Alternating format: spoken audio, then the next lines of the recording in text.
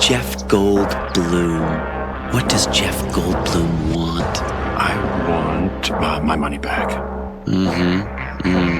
And I want angels to give it to me. And pixies to count it out for me, and a gnome or a hobbit or an elf to sleep at the foot of my bed, and I just want them all over my backyard. But no matter what happens with any of that, I do want my money back.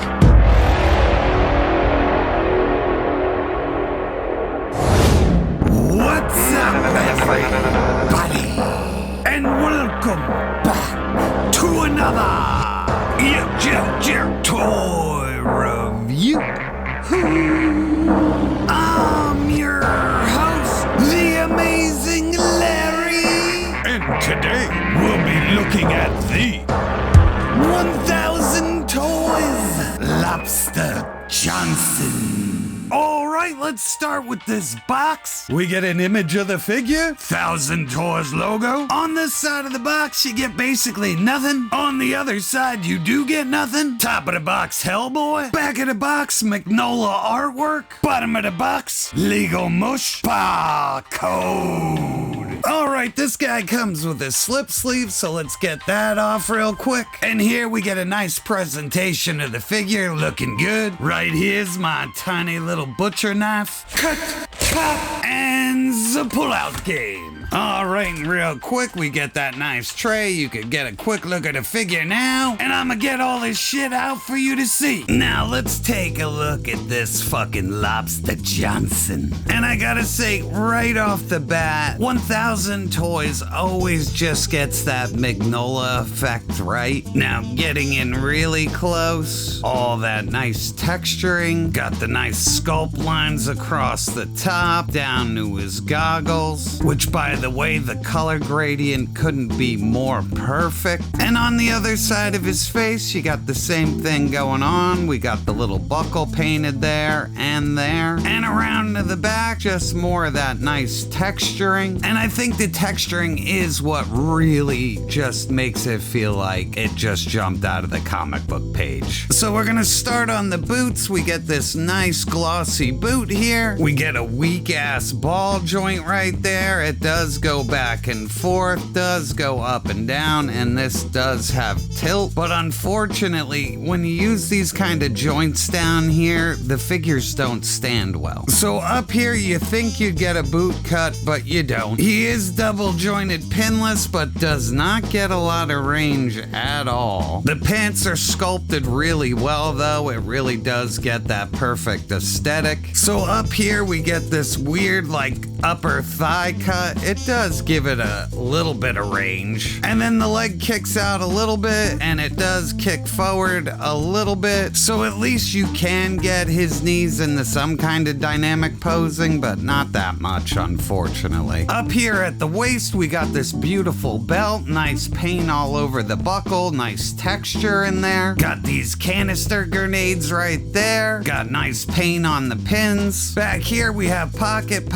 utility row pocket, canister pocket, and all the buttons are painted silver and nice. They all look good. We get a holster right here that just lifts up and sculpted. You could put one of his 45s in there. Now, I do have a problem with this belt, but we will address it later. So up here at the chest, we have this giant overlay that goes front to back, and it does have a cut around the middle to give him a little bit more range, but there's like an exoskeleton under here, and honestly, when you squish him, you can feel it just under there, and some of it doesn't feel solid at all. I'm not a big fan of that design, but honestly, it really does work for this figure, and I will talk more about these overlays when we go over Abe and Hellboy and all that with the engineering. They got his claw symbol perfect. All the sculpting looks fucking fantastic. The dry brushing of the the blue all over this thing just really makes it. And honestly, when I pull it back, it really contrasts really well from the top to the bottom. We got like nice and smooth, and up here we got like leathery and weird. So I really like that. But anyway, he does get some minor range. You can bring him forward a little bit, but you don't want to pop this over this, or getting it back in is a little bit of a pain in the ass. So he can go forward about that.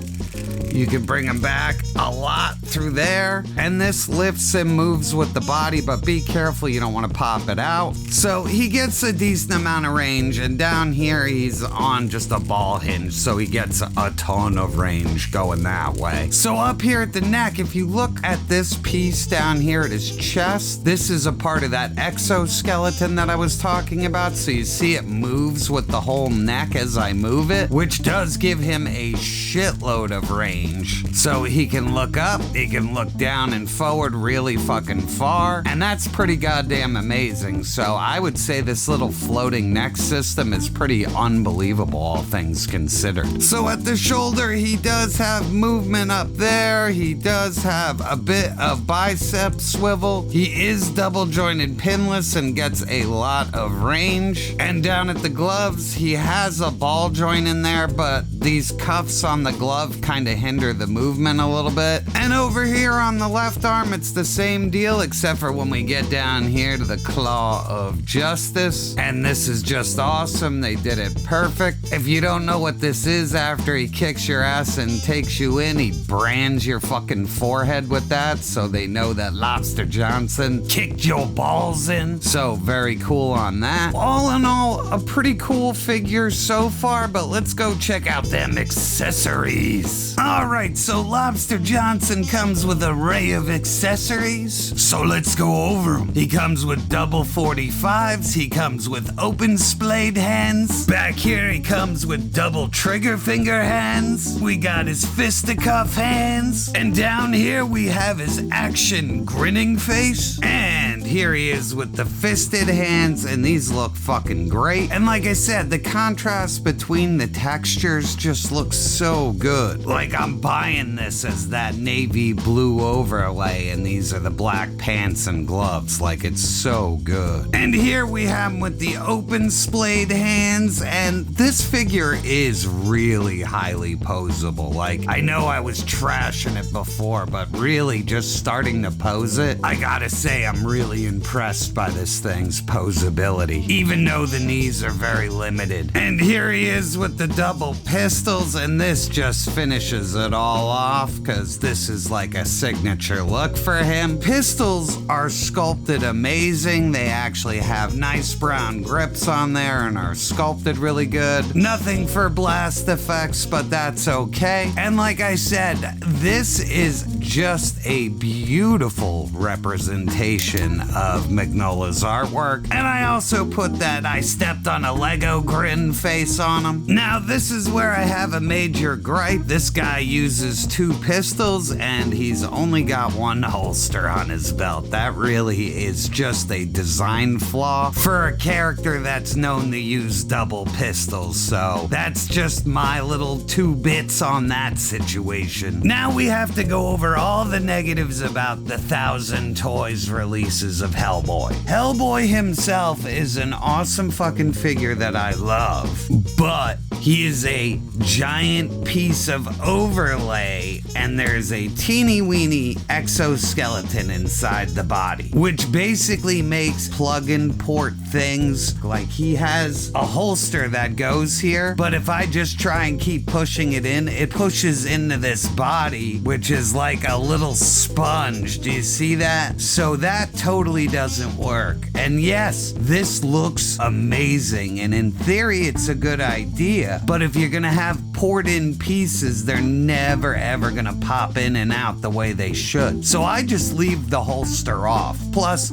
it is the one thing on this figure I really don't like, so I just have it put away. The problem with these gliding knees back here is that the figure folds under its own weight. So I am not calling them out on the sculpt, because because this honestly does look amazing. It's just it's engineered poorly. So this guy is the original release. They did the gun. The arms are fine. Everything's fine. The coat is soft goods with a wire running through it, so you can literally just pull these sides up and bring his knees up, and this is a great Hellboy figure. It's just he doesn't feel like he's worth the crazy price tag when you start playing with the accordion here. And also, these figures are insanely over-engineered. All of his fingers articulate and move, and so does the thumb, and that just looks really fucking weird for Hellboy to just come over here and bitch slap you with his crazy big hand. It also is a very novel and cool idea. Once you start folding it in, it honestly does look like the comic. Now you could block it up like that, or you could raise his knuckles, or you can have him pointing and shit.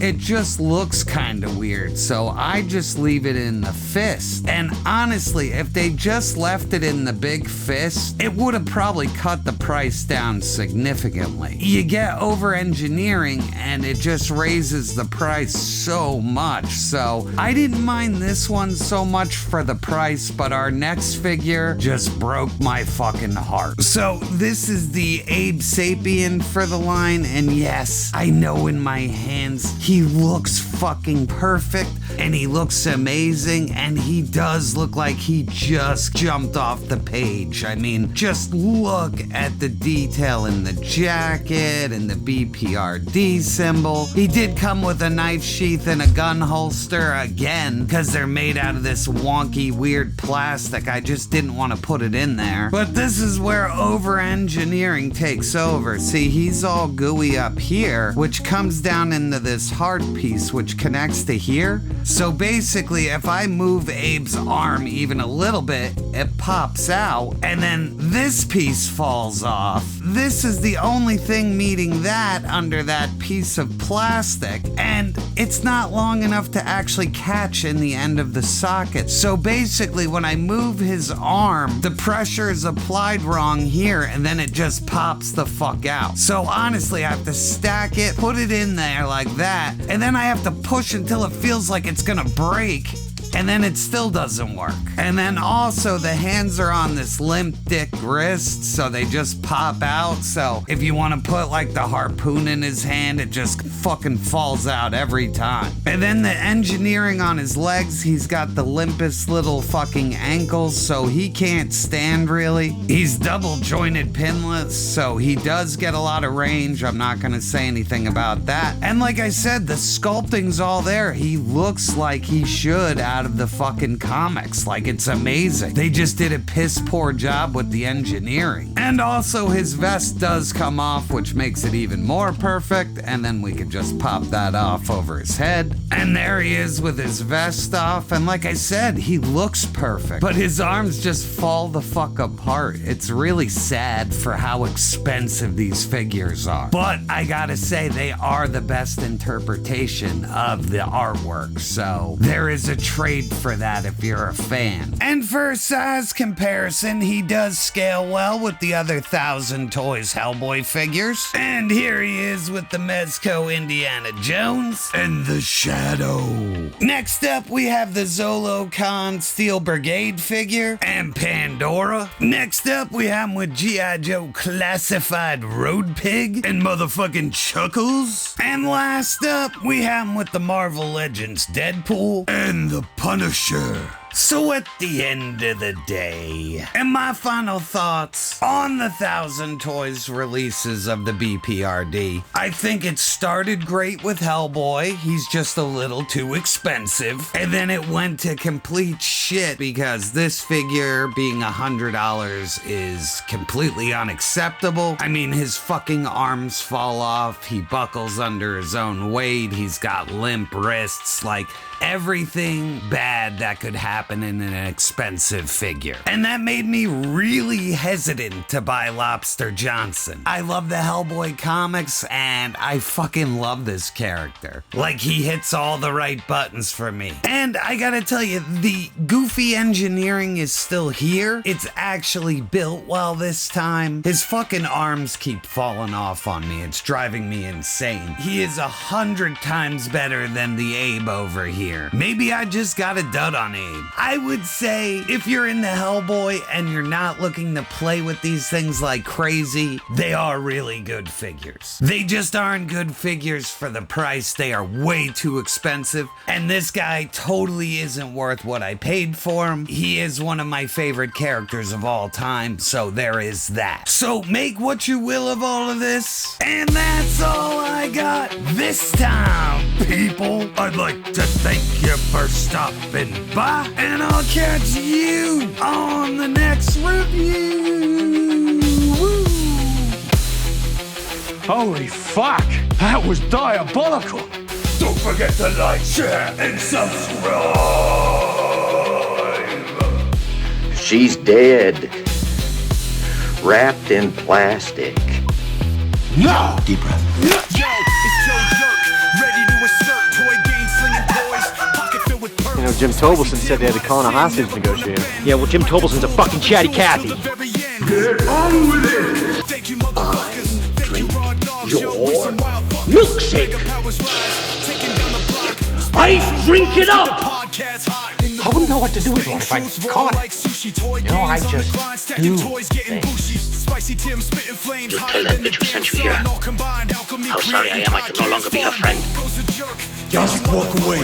Thank you, raw dogs. Yo, Your we some thumbs. wild fuckers. Mega powers rise, get taking over down it. the block, spitting truth. Shut your fucking mouth. Podcast hot. Shut the fuck up, you cunt! Well, the jerk store called. They're running out of you. Oh! Great Odin's Raven!